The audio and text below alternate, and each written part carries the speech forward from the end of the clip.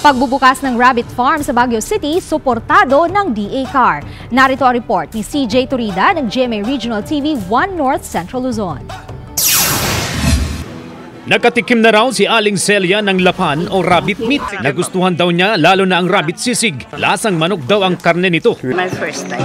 Masarap pala.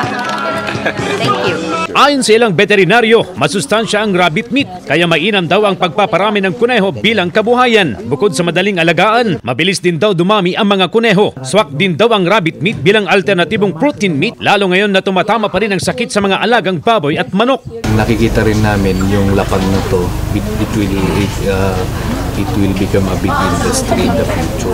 Suportado ng Department of Agriculture Cordillera ang pagbubukas ng rabbit farm sa Baguio City. Sa katunayan, mayroon ng breeding farm ang ahensya na nagbibigay ng technical support sa pagpapatayo at pagpaparami ng kuneho. May ilang negosyante na sa lungsod na bumuo ng kooperatiba para sa pagpapalago ng rabbit farming bilang kabuhayan. Ang rabbit ay pinakamabilis dumami pagdating sa livestock.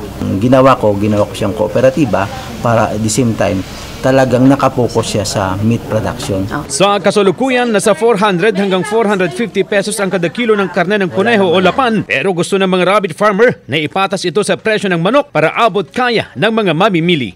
Mula sa GMA Regional TV 1 North Central Luzon, CJ Torida, nagbabalita para sa GMA Integrated News.